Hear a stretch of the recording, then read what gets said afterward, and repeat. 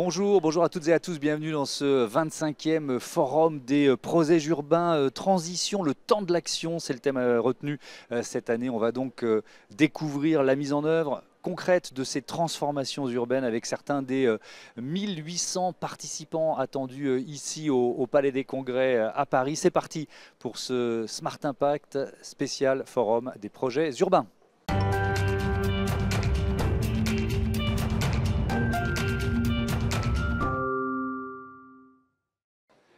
Le premier invité de ce Smart Impact au cœur du forum des projets urbains, c'est Philippe Claus. Bonjour. Bonjour. Heureux de vous accueillir. Vous êtes le bourgmestre Merci. de Bruxelles, maire d'une ville de plus de d'1 250 000 habitants, très dense, très cosmopolite et avec des ambitions écologiques, notamment à travers un plan climat. Que prévoit ce plan climat? Racontez-nous.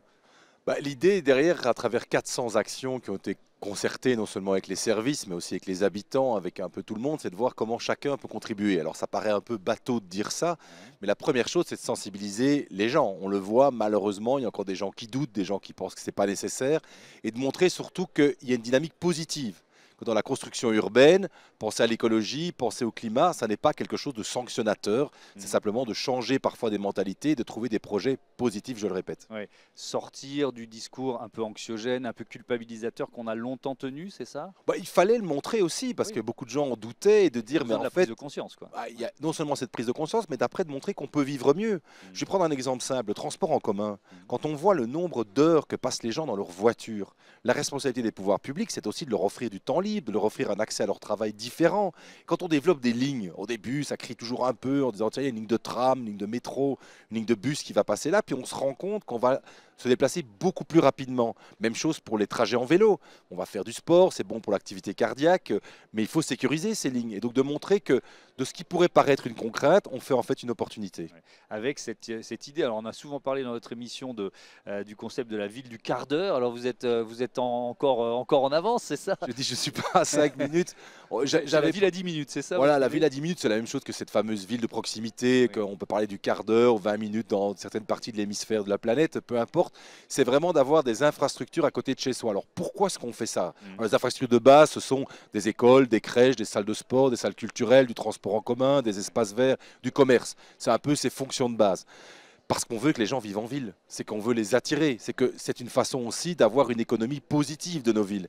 Les gens, ils vont avoir envie de vivre en ville s'ils ont des infrastructures autour de chez eux. S'ils peuvent avoir une villa caste façade à la campagne, bien à l'aise, et qu'ils n'ont pas besoin d'y venir, alors ils vont peut-être plutôt choisir ce modèle-là. Tandis qu'en ville, ce qu'on veut proposer, c'est de dire, mais attendez, nous on a des vrais atouts, ce n'est pas une concurrence par rapport à nos banlieues, mais c'est de montrer qu'avec ce qu'on développe autour des quartiers, on donne envie aux gens de venir nous rejoindre. Mais alors, il y a l'idée de départ et puis il y a sa mise en œuvre. C'est-à-dire que quand vous êtes maire bourgmestre de Bruxelles depuis combien de temps? Alors je suis maire depuis 2017. Depuis 2017. Donc quand vous arrivez, c'est la ville de quoi? La ville des 20 minutes, la ville des 25 minutes, la ville de la demi-heure, où il y a déjà des infrastructures quand même, un maillage assez dense. Il y en a, mais on est passé dans les années 50, 60, 70 d'une ville d'usage, d'une ville qui était créée pas vraiment pour y vivre, mais pour venir y travailler, venir se délasser, mais dans lequel on construisait des grandes autoroutes urbaines, on ne pensait pas beaucoup aux habitants, à justement une reconquête urbaine, quartier par quartier. La région bruxelloise, c'est en fait plus de 120 quartiers, et c'est vraiment cette unité qui a servi à développer ça. Première chose, engager des géographes qui permettent de cartographier toutes les infrastructures qui existent pour aider aussi à la décision de dire tiens mais qu'est-ce qui manque, et donc de créer vraiment un grand portail où chacun peut voir ce qu'il y a autour de son quartier, et puis nous les décideurs de décider de compléter ce maillage avec les infrastructures que j'ai citées. Et donc dans les grandes infrastructures que vous avez lancées, faites construire par exemple, il y a quoi? Le plus important pour nous, c'est l'éducation. On sent vraiment que c'est l'école. C'est vraiment dans l'école que l'on fige les choses. Les écoles que nous appelons maternelles et primaires, donc ça c'est de 3 ans à 12 ans, le système belge, là on sent que c'est vraiment l'école de quartier. Dans ce qu'on appelle l'école secondaire, donc c'est l'école qui va de 12 à 18 ans, là les gens sont prêts à bouger. Mais on voit vraiment combien l'éducation, qui est le premier budget de la ville de Bruxelles, est fédérateur, que c'est vraiment ça aussi que les gens nous demandent, c'est là-dessus que les gens nous attendent. Et plus on investit dans l'éducation, plus on crée ce que j'appelle la Smart Cities, qui n'est pas la ville intelligente du GSM, comme on entend parfois, mais c'est vraiment la ville de la connaissance. Nous sommes aussi la première ville universitaire de toute la Belgique. Ça dépend, je ne sais pas si la structure administrative est la même qu'en France, mais qui finance? Alors ça peut être de tout. En Belgique, on a un système assez particulier puisque l'enseignement public et privé est financé quasi de la même façon. D'accord. Ce n'est pas du tout le modèle français. Nous sommes, la ville de Bruxelles, un des plus gros pouvoirs organisateurs d'enseignement de tout le pays. On n'est pas seul évidemment, c'est complété, mais vous avez un choix dans vos réseaux. Et pour l'enseignement universitaire, il est financé évidemment par l'État aussi, mais on bénéficie du fait d'implantation universitaire sur tout le territoire. Mais là-dessus, il y a un vrai dialogue qui se fait entre ceux qui ont à gérer le territoire et ceux qui implantent les infrastructures. Alors j'ai appris en préparant cette interview que Bruxelles était la deuxième ville cosmopolite au monde après Dubaï. Alors la première communauté, c'est laquelle de nom Français. Ah, quand même. C'est évidemment les Français. Me voilà rassuré. C'est d'abord les Français. Ça représente 37% de la population totale, c'est ça? Oui, alors les personnes qui n'ont pas la nationalité belge, Oui. c'est environ 37%, donc 82% sont des Européens. Vous savez qu'on est capitale européenne, donc en fait ils n'ont pas besoin du passeport belge, ils ont les mêmes droits que les Belges. Mais dans le reste de la population, au-delà de ces 37%, beaucoup sont binationaux aussi. Donc on doit gérer ces 184 nationalités, c'est à la fois un défi, mais vraiment une chance aussi. Ouais. Est-ce que c'est un facteur d'attractivité? Ça rejoint ce que je disais sur cette ville à 10 minutes dont on parle. Est-ce que c'est un facteur d'attractivité pour la ville? Énorme. Ça fait venir du monde. Ah oui, énorme, parce que vous êtes dans un centre de décision. Quand vous savez que 70% des lois européennes sont décidées à Bruxelles, vous attirez beaucoup d'entreprises, de lobbies, de personnes qui dépendent des infrastructures internationales, parce qu'au-delà des institutions européennes, on a l'OTAN qui est aussi présent à Bruxelles, et en fait on a 1500 organisations internationales. Donc le but c'est de faire à la fois une ville dynamique au niveau international, mais en même temps une ville qui n'échappe pas à ses habitants. Vous savez qu'il y a des grandes villes internationales où les gens n'arrivent plus à se loger. Si vous prenez le cas de Genève, c'est extrêmement compliqué pour un Genevois de trouver un logement. À Bruxelles, ça le devient, donc on doit être très vigilant par rapport à ça. Ça veut dire quoi? Ça veut dire bloquer certains prix? Alors, c'est toujours le débat entre l'offre et la demande. Coercitif ou pas, c'est compliqué. On doit d'abord produire du logement, et ça c'est en train d'être fait. Donner un accès à celui-là aussi, donner un accès parfois à la propriété, pas qu'à la location, et trouver un juste équilibre. Il faut savoir que nous, nos quartiers populaires sont dans la ville. Nos banlieues sont plutôt riches, et c'est plutôt dans la ville que se trouvent les défis urbains, les défis sociaux. Et donc c'est de trouver ce juste équilibre pour que la ville n'échappe pas à ses habitants, mais aussi convaincre ce qu'on appelle les expatriés, mais qui en fait restent toute leur vie à Bruxelles. Donc 2/3 des fonctionnaires européens restent à Bruxelles après leur retraite, de dire mais vous êtes partie du projet urbain, parce que parfois ils ont un peu l'impression qu'ils sont là en transit. Non, au bout de quelques années, en fait, arrêtez de croire que vous allez repartir, vous allez rester parmi nous. Mais ça veut dire justement, on est au forum des projets urbains, à quel point vous associez les habitants, qu'ils soient belges, binationaux ou étrangers, à ces projets. C'est-à-dire que c'est très vertical, c'est le plus horizontal possible. Comment vous avez intégré cette dimension? C'est toujours un mix des deux. D'abord, au niveau de la démocratie représentative, chez nous, le vote est obligatoire. En Belgique, c'est une spécificité, il n'y a pas beaucoup de pays qui ont ça. Sauf pour les personnes qui ne sont pas belges, mais qui peuvent s'y inscrire très facilement. Malheureusement, 16 à 17% seulement des expatriés participent au vote aux élections municipales, ce qui est un peu trop faible, donc on essaie de les susciter par rapport à ça. Pour la démocratie participative, c'est évidemment chaque projet doit être négocié. Vous avez des commissions de concertation, vous avez des discussions qui se font avant, et les gens l'ont compris. Les comités de quartier se mobilisent, travaillent. Ce qu'on doit éviter, évidemment, c'est le syndrome purement NIMBY. Donc on doit trouver l'attrait entre le fait... C'est pour ça que je posais la question NIMBY, donc not in my backyard, donc pas de ça chez moi. Pas de ça chez moi, ça existe même sur des projets d'école aujourd'hui. Des gens qui disent « Ah non, une école, ça va être des jeunes qui font du bruit et tout ça ». Donc avant, on ne connaissait pas ça. Les gens demandaient une école. Aujourd'hui, sur l'accès des territoires, sur la façon dont on détermine ce qu'il va y avoir sur le territoire, il faut associer les gens un maximum, mais en même temps, il faut avoir le courage de décider, parce que sinon, on ne fait rien. Cette ville à 10 minutes, elle passe d'abord par la mobilité, c'est ce dont vous avez parlé, ça veut dire des kilomètres de pistes cyclables, par exemple, qu'il a fallu construire, je ne sais pas, des lignes d'autobus qu'il a fallu densifier. Qu'est-ce que vous avez mis en place? C'est vrai que ça peut paraître bizarre de dire une ville à 10 minutes, il faut quand même du transport. Oui, parce que tout ne peut pas être au même endroit, mais d'abord, c'est la proximité à pied. C'est vrai que ça, c'est le plus important, et de hiérarchiser les modes. D'abord les piétons, puis les vélos, puis le transport en commun, puis la voiture individuelle, si on n'a pas le choix. De nouveau, ne pas stigmatiser celui qui n'a pas le choix d'utiliser sa voiture, mais lui dire, désolé, vous n'allez pas être prioritaire. Et donc, c'est de trouver comment on peut hiérarchiser ça. Et c'est vrai que les pistes cyclables, ça crie un peu, mais c'est pas trop compliqué à faire.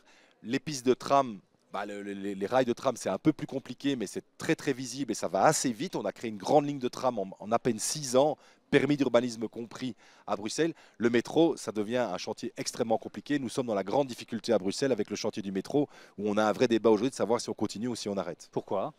parce qu'on n'arrive pas à creuser, que les entreprises qui pensaient pouvoir le faire nous ont expliqué que ça allait nous coûter beaucoup, beaucoup, beaucoup plus cher.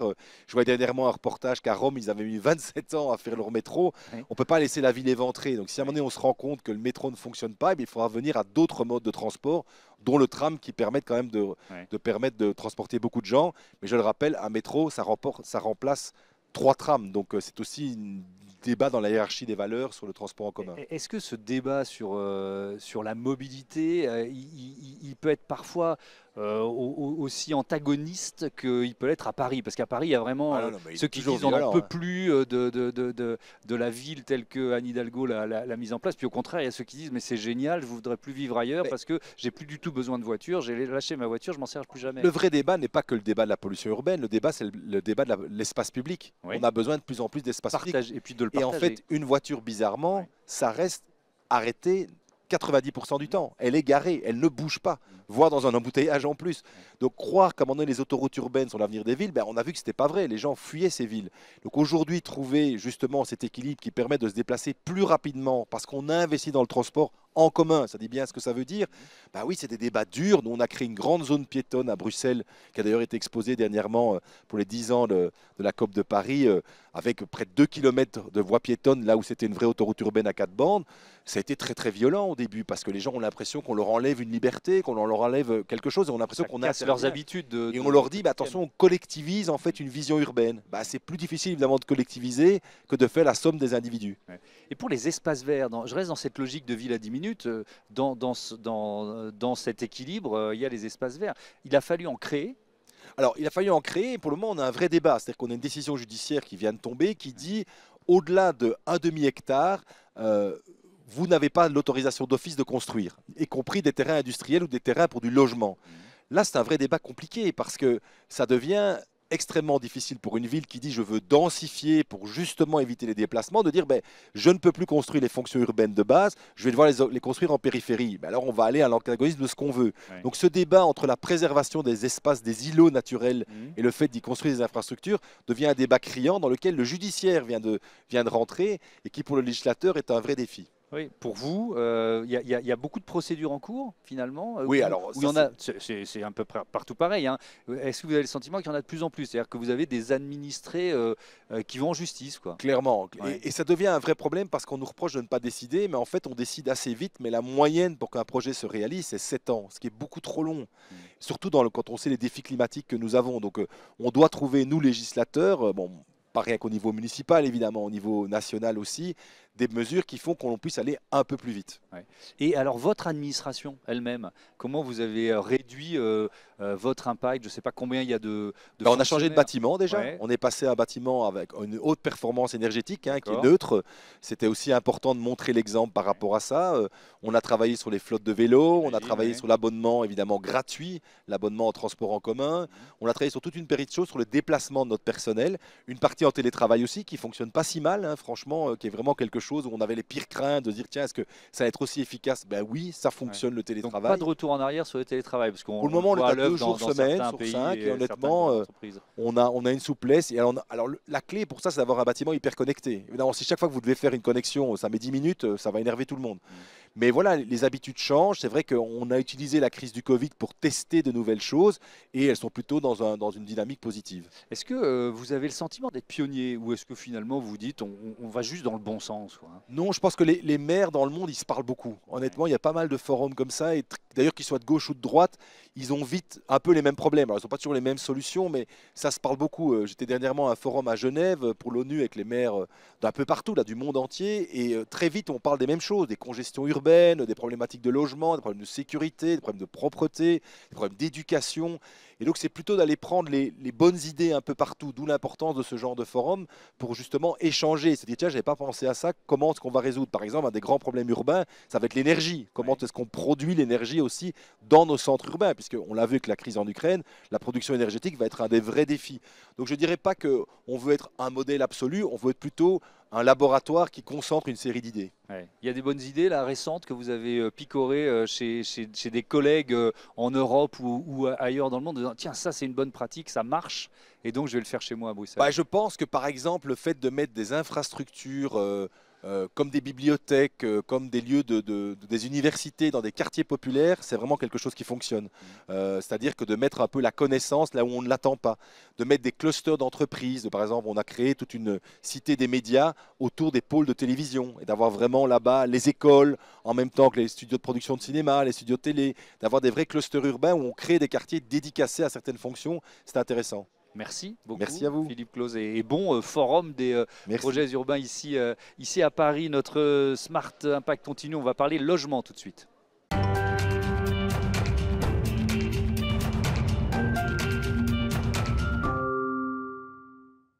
Smart Impact, toujours au forum des projets urbains, et j'accueille Jacques Baudrier, bonjour. Bonjour. Heureux de vous accueillir sur ce plateau. Vous êtes adjoint à la mairie de Paris en charge du logement et de la transition écologique du bâti. Alors j'ai retrouvé une déclaration que vous aviez faite en début de cette année 2025. Si on ne fait rien, on risque de perdre plus de 50 000 résidences principales dans la région. Ce n'est pas seulement Paris, dans la région cette année.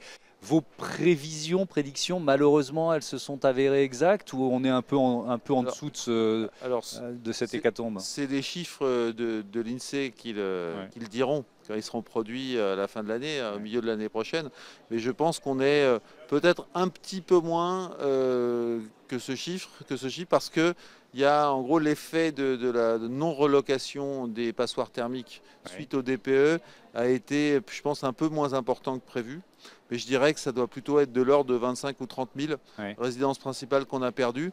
Et en tout cas, à Paris, on est toujours sur un rythme de environ 8 000 logements locatifs privés qui disparaissent chaque année à cause de l'augmentation du nombre de résidences secondaires. Oui, alors justement, les deux raisons, c'est les logements inhabités qui sont enregistrés en résidence secondaire, et puis effectivement, ces passoires thermiques classées F ou G, l'assouplissement des critères du DPE, du diagnostic de performance énergétique, ça a un peu freiné l'hémorragie, on peut dire ça? Alors, ça a un peu freiné l'hémorragie, mais je dirais que on pense qu'il y a 13% du parc locatif privé à Paris qui est en G et 13% en F. Avec les nouvelles normes, on estime que ça va passer à 9% en G et toujours 13% en F. Donc ça freine un peu l'hémorragie, mais ça veut quand même dire qu'on a un quart de notre parc locatif privé qui, d'ici 1 an et demi, est interdit à la relocation. Donc voilà, c'est un effet majeur. Mais l'objectif environnemental, il est réel. Donc la question, c'est quoi? C'est l'accompagnement? Alors la question, c'est, vous l'avez très bien résumé, bravo, c'est l'accompagnement. Donc la loi climat-résilience, elle pousse, et elle a eu un effet d'entraînement, maintenant on en parle, d'ailleurs nous en parlons, pour pousser à la rénovation. Et donc maintenant, il y a énormément de propriétaires, de copropriétaires à Paris, c'est surtout des appartements, qui veulent rénover leurs immeubles. La ville de Paris, on les aide, on donne une aide en plus de ma prime rénov copropriété. Nous, cette année, on va rénover 5 000 à 6 000 logements privés. C'était 2 000 l'an dernier. Et nos prévisions, c'est 10 à 12 000 l'an prochain. On aura multiplié sans doute par 6 en 2 ans. Et 20 000 assez vite. Le sujet, c'est est-ce qu'on va avoir assez d'aides à porter aux copropriétaires? Donc nous, la ville de Paris, si tant est que les électeurs nous continuent à nous faire confiance, on va apporter ces aides. Mais le sujet, c'est l'État. Parce que tout ça vient aussi sur le budget de ma prime rénov copropriété. Et nous, cette année, l'État nous a délégué des crédits qu'on distribue pour 47 millions d'euros. Nous demandons à l'État pour l'an prochain une enveloppe de au moins 110 millions. Est-ce que d'ici 1 mois ou 2, nous allons disposer de l'enveloppe suffisante pour traiter les dossiers des copropriétaires? C'est le problème. Donc on ne peut pas interdire de relouer et ne pas aider les gens à rénover. Mais ça veut dire que c'est forcément une transition, une mutation qui doit être subventionnée. C'est-à-dire que le gain parce qu'on valorise son bien quand on l'améliore, on améliore son bilan énergétique, mais ça ne suffit pas, quoi. Alors, la réalité des faits est que non. En gros, les gains, les économies d'énergie ne permettent pas de rentabiliser les investissements, mais par contre, la valeur verte du bien, en fait, c'est rentable pour le copropriétaire. Mais la réalité concrète, et moi je participe à des réunions publiques avec des copropriétaires dans tous les arrondissements de Paris, on a eu jusqu'à 600 copropriétaires. J'ai vu des milliers de copropriétaires. La réalité, pour que les votes soient gagnés, parce que c'est un sujet électoral, c'est des copropriétés, il faut un vote, une majorité.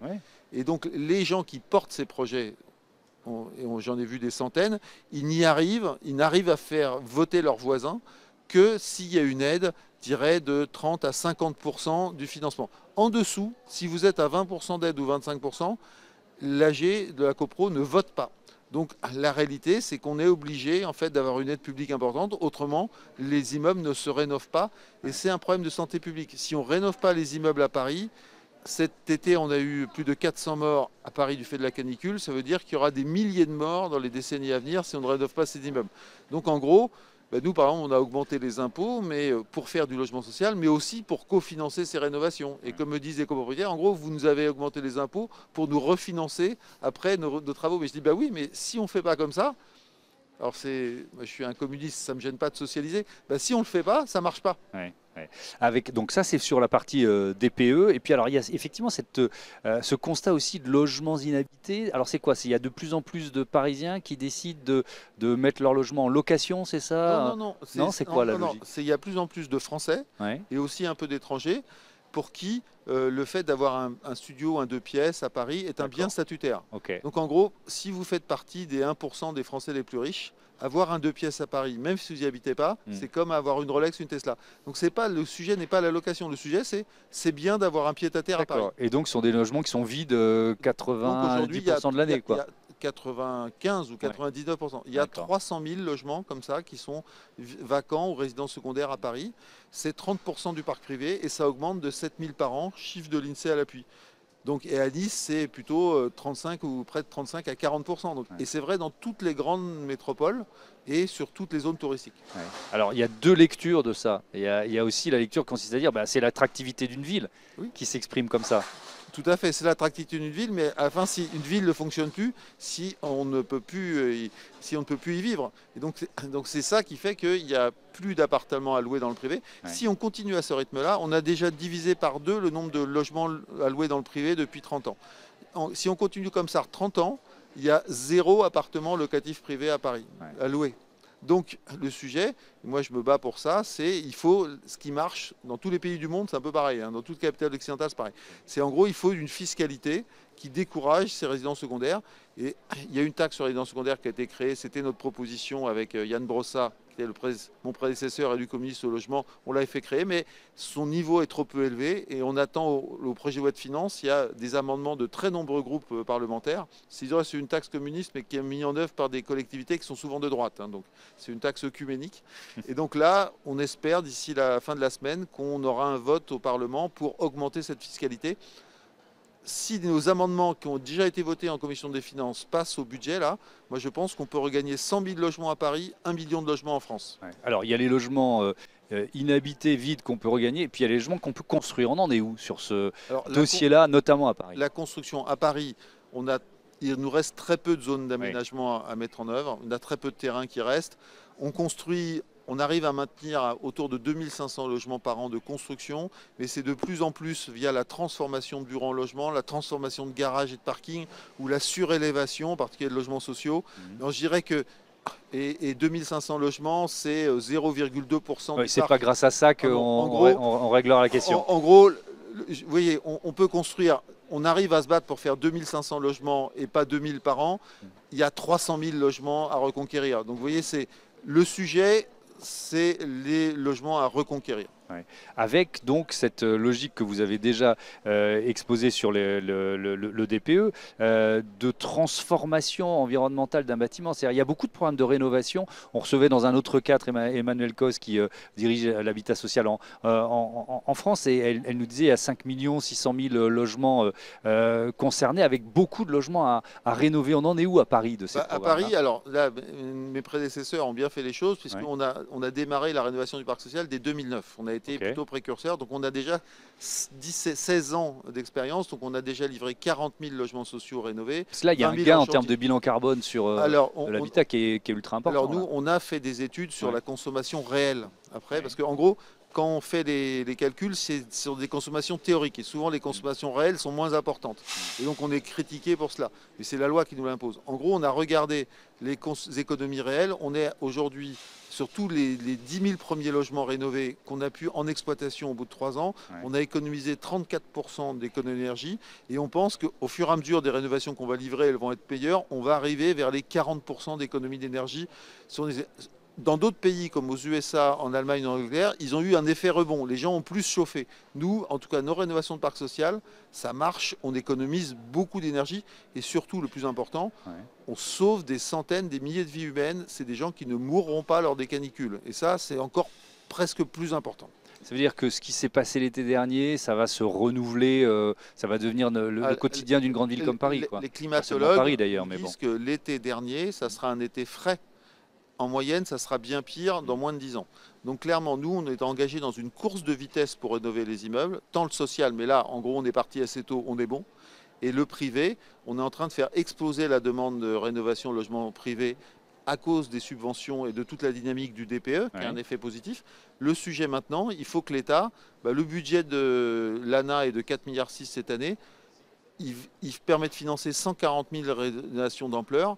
La demande des Français, ça va être plus de 400 000. Donc on a un énorme sujet du financement de la rénovation par l'État. Il manque cette année 4 milliards d'euros à l'ANA. Et donc ça veut dire, c'est simplement une ligne budgétaire ou alors il faut un nouveau dispositif législatif pour organiser ces rénovations collectives? Le dispositif, justement, on a un dispositif qui marche. L'ANA, ça marche. Ma prime rénov copropriété, ça marche. Les gens déposent des dossiers. Là, je vous dis, l'an prochain, on va peut-être avoir 12 000 dossiers. On en avait 2 000 il y a 2 ans. Et 20 000 d'ici 2-3 ans. Donc, en gros, le système fonctionne. Il faut juste de l'argent. Et moi, je pense que, vu les finances de l'État, c'est compliqué de demander 5 milliards d'euros plus à l'État. Il faut des recettes dédiées, des impôts spécifiques pour financer cette rénovation. Moi, j'ai proposé des droits de mutation additionnels sur les résidences secondaires, sur les biens de luxe. Enfin, voilà. En gros, si on veut rénover les immeubles à Paris comme en France, il va falloir vite que le budget de l'ANA passe de 4 milliards d'euros à 15 ou 20 milliards d'ici 4-5 ans. Donc mais on va sauver des dizaines de milliers de vies chaque année. C'est un effort collectif, si je vous comprends bien. C'est pas seulement la mairie, c'est pas seulement l'État, c'est pas seulement les propriétaires privés, c'est un peu tout le monde en même temps. En tout cas, les propriétaires privés, nous, on les a mobilisés. Ils sont les réunions publiques, tout secteur confondu. Ce n'est pas sur les questions de propreté, de transport, c'est sur la rénovation des copropriétés. C'est là où on a le plus de monde. Une fois dans le 15e, il y avait 600 personnes dans la salle, 400 personnes dans la salle des mariages à côté en retranscription, plus un Facebook Live. Donc on a des milliers de gens, les salles des fêtes sont toutes pleines de gens qui veulent rénover leurs immeubles. Donc les gens sont là, ils répondent présents. Le sujet, c'est qu'il faut les moyens pour que ces gens qui viennent à ces réunions arrivent à convaincre leurs voisins de voter dans les AG de copro. Donc si on n'a pas l'argent qui va bien, et l'argent, c'est 30 à 50 euros, ça ne marche pas. Maintenant, on a la recette, on a le dispositif, on sait tout faire, on sait rénover tous les types d'immeubles techniquement, il y a zéro problème. Il faut juste l'argent. Et quand vous entendez, on va terminer là-dessus, les discussions budgétaires telles qu'elles se déroulent en ce moment, que ce soit à l'Assemblée nationale ou au Sénat, vous êtes plutôt quoi? Optimiste, pessimiste? En tout cas, moi, ça m'arrivait de travailler à titre professionnel sur le financement du Grand Paris Express. On a multiplié par 20 les investissements dans les transports. On a créé des impôts dédiés avec des taxes sur les bureaux, j'y ai travaillé. En gros, pour rénover les bâtiments, à Paris, en Ile-de-France et en France, il faut faire comme pour le Grand Paris Express. C'est un grand projet d'investissement national. Ça sauverait aussi la filière du bâtiment. On va sauver des dizaines de milliers de vies. Il faut inventer des impôts spécifiques. Moi, je ne veux pas de l'argent du budget de l'État parce que j'en aurai pas. On n'en aura pas. Mais il faut avoir le même effort qu'on a réussi à le réaliser pour le Grand Paris Express, pour la rénovation du bâtiment. Il faut faire pour le bâtiment en Ile-de-France ce qu'on a su faire pour le métro. Merci beaucoup Jacques Baudrier. Bon forum des projets urbains. Notre Smart Impact spécial continue. Zoom sur la fabrique de la cité tout de suite.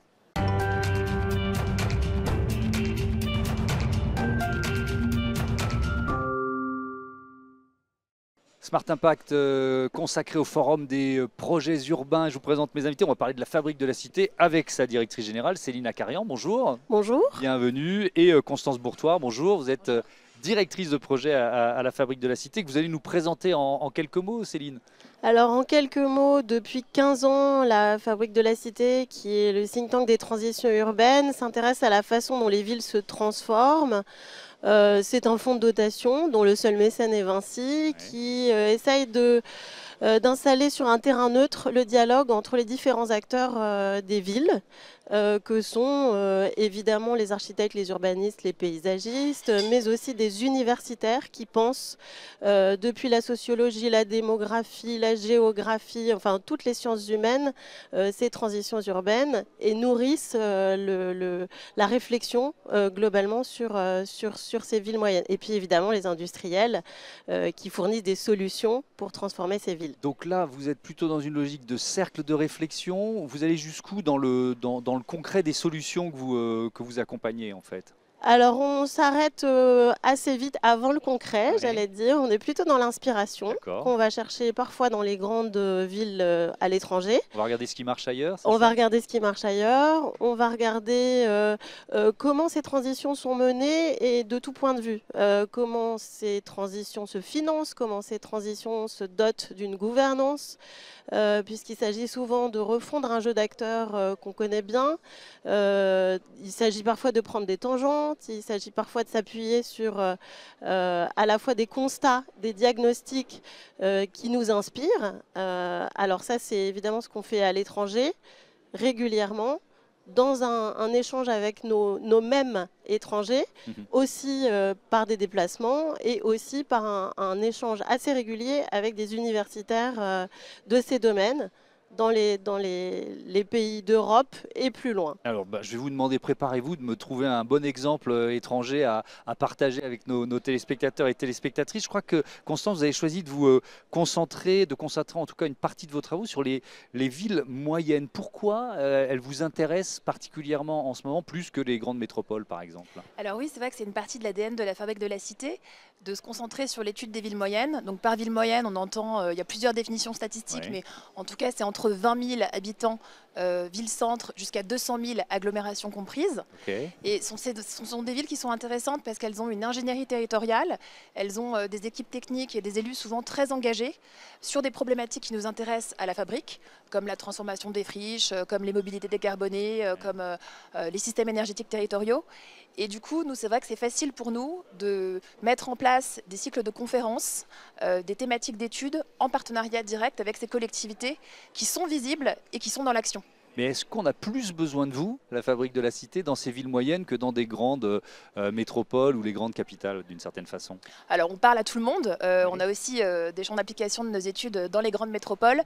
Mais en tout cas, il y a une souplesse, une facilité d'innovation et de visibilité des grands projets qui est plus simple à cette échelle de territoire et à cette échelle de ville.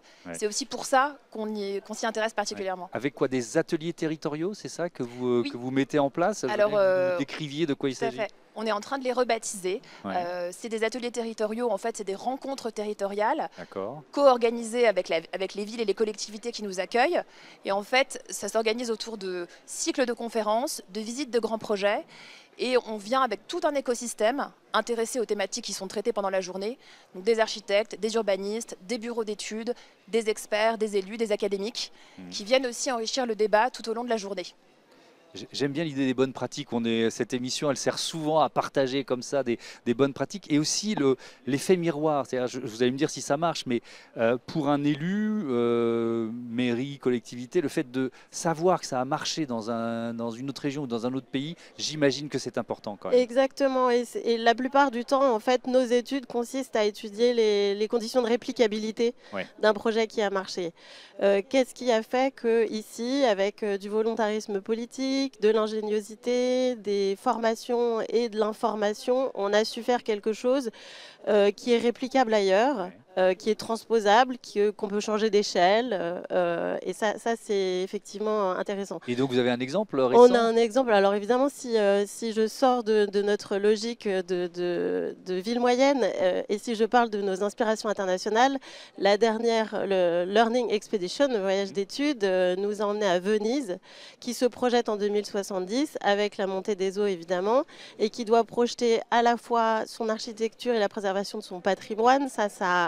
C'est assez intuitif pour tout le monde, mais aussi l'activité maritime, l'avenir de ces zones portuaires, et puis aussi ceci en connaissance d'un écosystème lagunaire qui est évidemment extrêmement complexe. Mais ça fait ça fait des siècles que Venise est confrontée à cette réalité. Et justement, justement, c'est que Venise a quelques siècles d'avance sur la question de l'adaptation, qui est quand même la grande question des villes littorales françaises, qu'elles soient petites, moyennes ou grandes, et surtout cette reconversion qu'un certain nombre de villes doivent faire de zones qui deviennent d'anciennes zones d'activité qui deviennent des zones finalement submersibles. Mais comment on compose avec ça? On a un exemple avec la ville de Caen, par exemple, qui a dû reconvertir complètement un projet sur la presqu'île en tenant compte des aléas et en tenant compte de toutes ces modélisations qui sont à la disposition maintenant des villes littorales. Ouais. Constance Bourtois, vous animez, je crois, ici une table ronde sur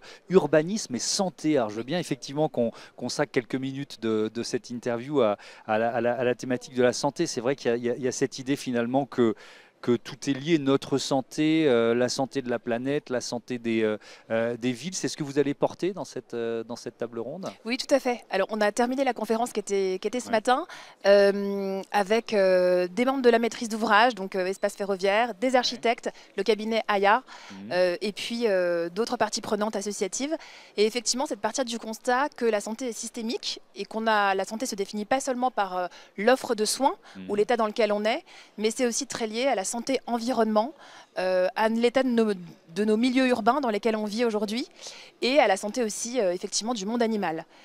Et donc la conférence s'attachait à montrer comment à partir de ce constat, on peut à travers les pratiques d'aménagement urbain et d'urbanisme influer sur une ville santé qui se porte mieux et qui du coup est meilleure pour nous au quotidien. Alors moi spontanément je vais penser, mais c'est sans doute l'exemple le plus évident, donc vous allez peut-être m'en trouver plein d'autres, mais aux épisodes de canicule qui vont être de plus en plus nombreux, le fait que l'été dernier, ce qu'on a vécu par exemple à Paris, ça va devenir presque un été normal, voire frais dans 10 ou 15 ans. Donc c'est ça, et ça c'est parfois des gens qui meurent de ces conditions atmosphériques dans leurs appartements parce qu'ils ne sont pas isolés. Donc on est au cœur de ces thématiques-là, Constance? Oui, alors on est au cœur et on est même sur un sujet depuis la santé, mais sur un sujet qui est typiquement un sujet fabrique. C'est-à-dire qu'au fond, un problème qui est global et qui est systémique, à la fabrique, on va essayer d'aller chercher par petites touches comment on l'adresse, non pas de façon isolée, mais comment par toutes ces actions qui sont entreprises ici et là. Et par exemple, la dernière note de la fabrique, c'est sur l'ombre en ville, l'économie de l'ombre en ville, parce que toujours, évidemment, les solutions, il faut qu'elles soient accompagnées d'un business model qui va fonctionner, mais avec le confort d'été, on a forcément plein de petits sujets de tête d'épingle comme ça, où on va aller chercher de l'inspiration dans pas mal de villes, à la fois du sud de l'Europe et du sud de... encore plus au sud. Voilà, encore plus au sud du Grand Sud. Donc c'est quoi, il y a une bataille de l'ombre? Alors il y a une bataille de l'ombre. Moi j'essaye de prendre un titre journalistique, je veux dire la bataille ou la guerre de l'ombre. Mais évidemment qu'aujourd'hui, je pense qu'il faut être ingénieux dans tous les sens et trouver tous les systèmes de rafraîchissement urbain des espaces publics. Et là, on est sur les espaces publics, mais vous parliez aussi du confort d'été intérieur. Et là aussi, c'est une série de sujets qui sont à l'étude à la fabrique sur le rythme de rénovation énergétique des bâtiments. On pensait jadis plutôt au confort d'hiver. Maintenant, on pense au confort d'hiver et au confort d'été. Et là aussi, on a quelques études qui portent sur ces sujets. Tout ça dans une logique où, pas à pas, on nourrit comme une mosaïque une réflexion assez globale sur la façon dont ces villes sont vivables aujourd'hui et le resteront dans les prochaines décennies. Alors justement, Constance Bourtois, vous sortez de cette table ronde. Alors ça ne doit pas être la première, et puis ce sont les thèmes sur lesquels vous travaillez depuis longtemps. Mais est-ce que vous êtes raisonnablement optimiste malgré tout, en vous disant tiens, il y a des solutions à trouver ailleurs? Oui, parce que les acteurs qui sont pleinement engagés dans la fabrique de la ville sont conscients. Ça fait des années et des années qu'ils portent l'urbanisme favorable à la santé. Ce matin, on en a eu la preuve parce que du coup, c'est pas seulement dans la théorie, c'est-à-dire que dans l'action aussi, on nous a présenté des projets qui sont livrés ou en cours de livraison, où un certain nombre de données ont été intégrées pour améliorer la santé globale des habitants, à l'échelle de l'îlot, à l'échelle du logement, à l'échelle du quartier, des trames vertes, des espaces publics. Donc ça avance, on sent vraiment qu'il y a une culture commune de la santé-environnement qui infuse les différentes structures. Et du coup, la fabrique de la cité est quand même très en lien aussi avec les collectivités, on le disait tout à l'heure. Là aussi, il y a un besoin croissant de formation à la santé-environnement. C'est une thématique qui va être vraiment hyper importante à l'aube des élections municipales 2026. Et on voit qu'il y a une demande, très forte demande, d'accélérer et d'aller très vite sur ce sujet. Céline Akarian, je voudrais revenir à l'origine et à ce qu'est la fabrique de la cité avec un mécène unique qui est Vinci. Oui. Il vous fiche la paix? On lui propose une feuille de route et là on est en train de proposer la feuille de route 2026 pourvu que les sujets soient pertinents et que leur traitement soit exigeant, la Fabrique de la Cité, en fait, a finalement la main... Quel est le degré d'indépendance de la Fabrique de la Cité? Évidemment qu'il faut qu'on soit sur des sujets qui sont des façons de projeter les métiers du groupe Vinci dans l'avenir, mais surtout qu'on soit vraiment pertinent dans la façon de trouver ce qui aujourd'hui préoccupe à la fois les collectivités et les acteurs de la fabrique de la ville en général. Ouais. Ça, on le fait finalement tout au long de l'année en étant principalement d'emblée une zone d'écoute de tous ces acteurs et en étant au cœur d'un écosystème qui est extrêmement riche et arborescent. Puisque ceux qui préoccupent les universitaires aujourd'hui, c'est déjà assez arborescent. C'est dans des disciplines qui sont très, très variées. Et je parlais des SHS tout à l'heure, mais quand on parle des sols, on va aussi chercher chez les pédologues et chez les microbiologistes ceux qui les préoccupent aujourd'hui sur la santé des sols. C'est cette interdisciplinarité. Vraiment au croisement des disciplines, d'être au croisement des disciplines et des questions que se posent les acteurs de la ville. Et donc là, vraiment, on a à la fois une espèce de tour de contrôle de ces questionnements aujourd'hui. Et finalement, c'est cette exigence-là que souhaite le groupe Vinci en nous donnant mandat de poursuivre. Je vais terminer avec votre rôle ici. Il nous reste 1 minute 30 dans ce forum des projets urbains, parce que vous allez participer, animer à une table ronde avec des élus, c'est ça? Alors là, on parle de gouvernance. Donc l'idée, c'est quoi? C'est de réussir à mettre autour de la table des gens qui travaillent ensemble, mais qui parfois n'ont pas exactement les mêmes intérêts. C'est quoi la logique? Alors, c'est souvent des maires entreprenants ou entrepreneurs, selon qu'ils sont confortables avec ce terme, mais sont des maires ou des adjoints à l'urbanisme qui ont tiré tout un écosystème aussi autour d'eux, qui ont parfois repenser le jeu d'acteurs localement, donner des règles du jeu, c'est de ça qu'on va parler en fait, donner des règles du jeu dans lesquelles la puissance publique a un peu récupéré à la fois la direction, l'orientation des projets urbains et en même temps le fait dans une bonne intelligence avec tous les acteurs qui mobilisent. Même quand parfois les intérêts ou alors même la temporalité, chacun de ces acteurs n'a pas le même objectif en termes de temporalité par exemple. Et c'est justement là qu'il faut un chef d'orchestre. Et souvent, c'est ce rôle de chef d'orchestre que ces adjoints à l'urbanisme ou ces maires se donnent. Il faut du courage, il faut de l'audace. Localement, souvent, ils ont un peu renversé la table pour mener ces projets dans un sens commun. Et ils s'appuient aussi beaucoup sur la concertation et des méthodes de concertation qui sont constructives, qu'ils ont éprouvées. Ça aussi, le partage de connaissances et d'expériences sur ces sujets est très précieux parce qu'on ne se lance pas dans une telle aventure sans avoir vu qu'ailleurs ça a marché. On l'a fait par exemple sur l'éclairage public en montrant que finalement ce qui pouvait être vu comme un sujet épineux était en fait un sujet sur lequel le consensus arrivait relativement vite. Voilà un partage d'expériences auquel on participe à la Fabrique de la Cité. Merci beaucoup à toutes les deux. À bientôt sur Be Smart for Change. On continue, bon forum évidemment, oui, on continue d'animer cette émission. On va parler de promotion immobilière avec le bois au cœur des projets.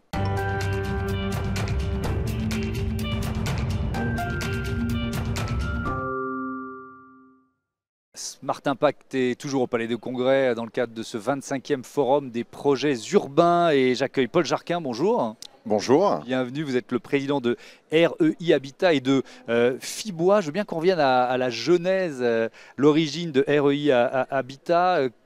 Comment vous l'avez créé, puis comment vous l'avez orienté vers ce dont on va parler beaucoup ici, c'est-à-dire le bois, le bas carbone? Quand je parle de la genèse, je cite souvent une exposition à la Cité de l'Architecture qui s'appelait Habiter écologique en 2008. Et j'ai créé REI Habitat en 2009.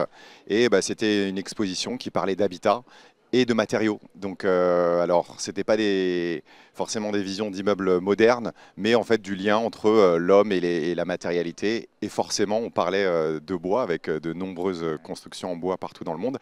Et il y avait quand même quelques immeubles, notamment dans les pays nordiques, où on montrait des nouvelles expérimentations et des nouveaux usages du bois. Et c'est vrai que ça m'a paru assez évident. Je me suis dit, pourquoi on ne construit pas toutes nos métropoles à partir des forêts, moins d'usage d'eau, matériaux renouvelables, abondants.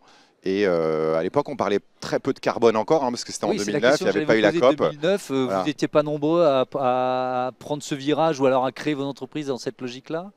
C'est vrai que le carbone, on en parle plus depuis 2015, mais j'ai envie de dire presque les 5-6 premières années, c'était ce matériau naturel en renouant aussi avec des savoir-faire traditionnels et historiques, l'usage du bois dans la construction. C'est ça la genèse de l'entreprise. Alors vous avez commencé à répondre à la question, mais si on liste les avantages principaux du bois et peut-être si vous avez les chiffres, c'est pas une colle, mais le comparatif entre ce qu'une construction qui fait majoritairement qui utilise majoritairement du bois par rapport à un tout béton, par exemple, les décalages en termes de bilan carbone, qu'est-ce qu'on peut en dire de ça?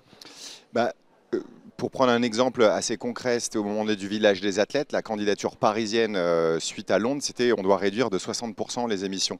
Et en fait, le choix de dire on va majoritairement construire le village en bois, c'est parce que quand on regarde la structure de l'immeuble, on est jusqu'à moins 60% de carbone si on fait un immeuble en bois par rapport à un immeuble en béton. Là, alors si on est un peu technique, quand on regarde lycée construction.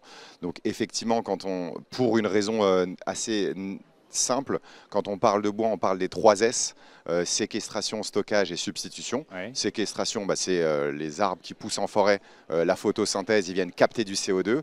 Quand on le met en œuvre dans un immeuble, par exemple, le village des athlètes, où on parlera de certains de nos immeubles, on va stocker sur le long terme, voire le très long terme, plusieurs siècles.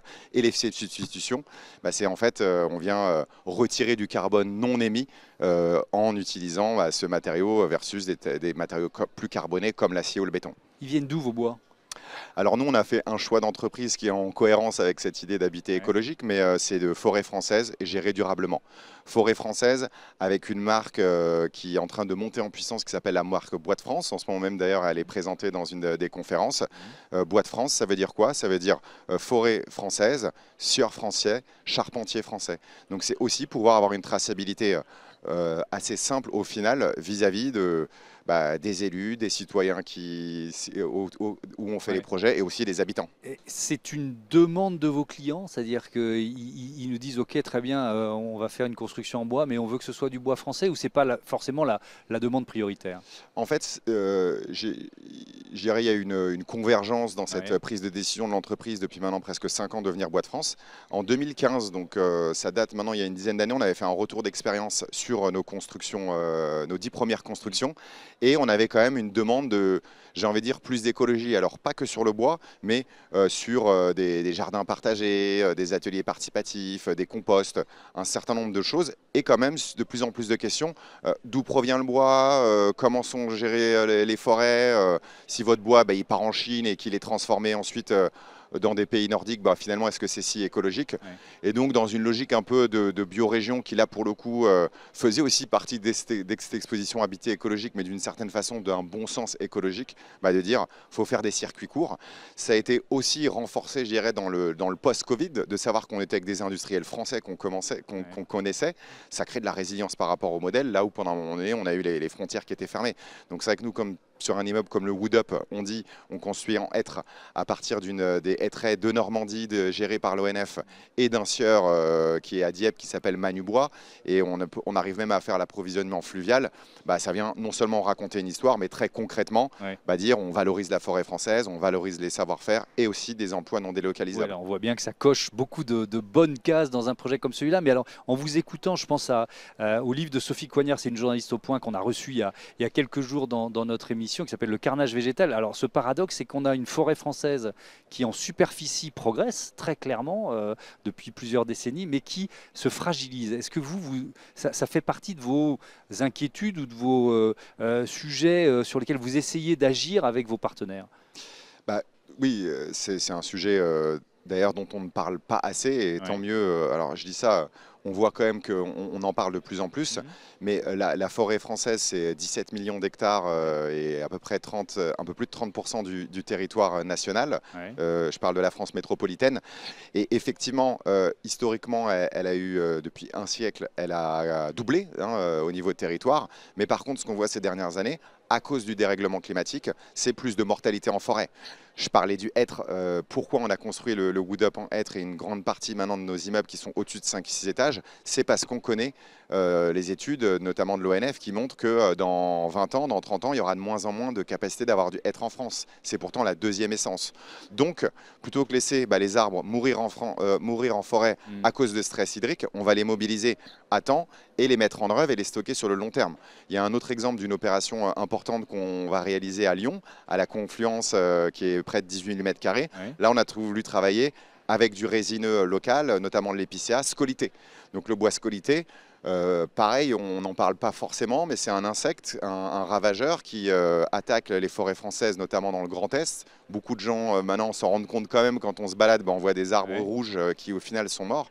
C'est 24 millions de mètres cubes qui ont été décimés au cours des 5 dernières années. Et ça, vous pouvez les récupérer et travailler ce bois, même s'il a été infecté par ces insectes. Tout à fait. D'ailleurs, dans une approche aussi un peu culturelle, on va travailler avec un artiste qui va venir marquer les poteaux pour raconter aussi cette histoire. Ouais. Mais quand il est sorti de forêt au bout de quelques semaines, donc il faut quand même avoir la réactivité de pouvoir le couper, parfois faire des coupes sanitaires quand des forêts sont attaquées. Mais derrière, il ne perd pas ses caractéristiques mécaniques. Il va avoir une tendance à être un peu violet, donc on aura des poutres avec un certain coloris. Mais se dire, en fait, ça fait partie de notre nouvelle histoire. Et si on peut raconter ça aux gens, ça fera même partie d'une histoire patrimoniale en réalité, de se dire, et peut-être un ordre de grandeur, parce que quand on dit 24 millions de mètres cubes, ça ne veut pas dire grand-chose. Par contre, un logement en bois, nous, c'est à peu près 15 mètres cubes. Donc 24 millions de mètres cubes pour 15 mètres cubes d'un logement, c'est 1 million de logements. Ouais. Alors, il y a de la mortalité, en Syrie, il y a de la coupe, mais c'est pour donner quand même des ordres de grandeur, parce que parfois on dit, oui, mais c'est des choses que j'avais entendues, notamment au moment des villages des athlètes, mais vous allez raser la forêt française pour construire en bois, on n'a pas les ressources. Non, ce n'est pas une réalité. Bien sûr, il faut rester frugal et il faut utiliser de façon la plus efficiente. Et d'ailleurs, pour des questions de coûts de construction aussi, il faut une forme de rationalité et d'être sobre sur les usages. Mais derrière, on a quand même une forêt riche et qui reste abondante. On peut construire jusqu'à quelle hauteur un immeuble en bois en fait? Alors, à date, pour parler d'une réalisation de REI, maintenant, c'est le Wood Up, qui était quand même de 17 niveaux avec la structure verticale. Mais il y a eu des projets qui allaient au-dessus de 100 mètres, notamment en Suisse, il va y avoir un immeuble de 100 mètres. En Norvège, il y a une réalisation de 85 mètres, donc ça doit faire plus de 17 étages, en tout cas 85 mètres. Donc en réalité, les capacités structurelles du bois avec des produits d'engineering maintenant nous permettent d'aller très haut. Qui permet de dire aussi qui peut le plus, peut le moins. C'est-à-dire que si on fait des immeubles de 50 mètres, ce n'est pas le gros du marché, c'est aussi de la réhabilitation, des surélévations bois et du plus petit collectif. Mais on sait faire. Alors il y a d'autres projets, là vous avez parlé de Wood Up, il y a un projet qui s'appelle les pierres sauvages aussi. Alors c'est où les pierres sauvages et quelles sont les caractéristiques de ce projet? Alors les pierres sauvages, c'est un projet qui est à Pantin, dans lequel à nouveau on va utiliser du bois structurel et notamment du hêtre. Et là ce qui est intéressant, c'est qu'on avait été assez passionné par une exposition aussi qui s'appelait Paris Haussmann, réalisée par Lannes, l'architecte du Wood Up. Et en fait c'est la pierre et le bois. Donc en fait l'expérimentation et la réalisation de Pantin, c'est de la pierre en façade, parce que souvent on a des élus ou principalement des élus, les citoyens en général sont plutôt favorables au bois, même en façade, mais en fonction des différents endroits où on vient construire, qui vont dire oui, mais le bois il va griser, il va vieillir dans le temps, quelle est sa durabilité. C'est aussi montrer que il y a une question, c'est le bois structurel pour le bilan carbone, mais par contre en façade, on sait faire de la pierre, de la brique et tout type de plus en plus de savoir-faire aussi. Et donc cette opération de Pantin, elle marquera, c'est un peu ce renouveau de la tradition haussmannienne. Alors ce forum des projets urbains, il permet d'organiser évidemment de multiples tables rondes, colloques, conférences. Je crois que vous participez à une conférence sur l'offre locative. C'est quoi l'enjeu principal en matière de l'offre locative? C'est-à-dire bâtir des projets, mais c'est une lapalissade, mais en pensant d'abord à ceux qui vont les habiter, c'est ça l'idée? Oui, toujours. Alors là, forcément, on a parlé beaucoup de bois, mais on fait de l'habitat, donc on fait des logements. Et d'ailleurs, ce qu'on s'est rendu compte souvent quand les gens viennent visiter le logement, c'est qu'au final, c'est des choses de très haute qualité. Les gens me disent souvent, mais au final, tu construis du très haut standing. Alors nous, on met en avant, vous l'avez vu, plutôt la dimension écologique. il y a un coût de construction qui est un peu plus important par rapport aux constructions traditionnelles. Et c'est vrai qu'aujourd'hui, il y a pas mal de gens qui me disent, mais au final, ton produit ou tes logements, c'est réservé à une population je vais pas pouvoir me le assez payer. infime. Moi, je ne peux pas me payer. Et c'est vrai qu'il y a beaucoup d'élus.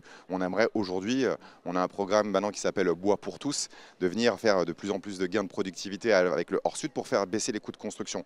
Après, effectivement, aujourd'hui, on se rend compte, pour parler du locatif libre et de cette conférence à laquelle on a participé, c'est que le parc privé aujourd'hui est de moins en moins important. On entendait les élus, notamment de la ville de Paris, qui disaient qu'il y a de plus en plus de résidences secondaires et de moins en moins d'offres de logements. C'est vrai dans toutes les métropoles françaises. Et donc, en fait, on est un peu bloqué sur ce parc du locatif libre et on le voit, ça devient une crise maintenant, même sociale. Donc aujourd'hui, la réflexion qu'on a avec un certain nombre d'investisseurs institutionnels et de banquiers, c'est de voir, en fait, on rentre dans des sujets assez techniques en réalité de finance, pour voir comment on va réussir à en fait peut-être détendre justement ces questions de taux de rentabilité sur les rendements attendus par des gens comme il y avait Groupama Immobilier, CDC Habitat, pour pouvoir à la fois continuer à faire du beau patrimoine avec des projets dont on a parlé, le Wood Up ou Plantin, de la pierre et du bois, tout en ayant une vision plus long-termiste en réalité, et en se disant, voilà, c'est un peu un devoir collectif de, malgré cette crise, continuer à produire de la qualité et des logements, notamment renouveler le parc de locatifs privés. Merci beaucoup Paul Jarquin et bon forum des projets urbains. À bientôt sur Be-Smart for Change. Voilà, c'est la fin de ce Smart Impact. Merci à toutes et à tous de votre fidélité à Be-Smart for Change, à la chaîne des affaires. Salut, à très vite.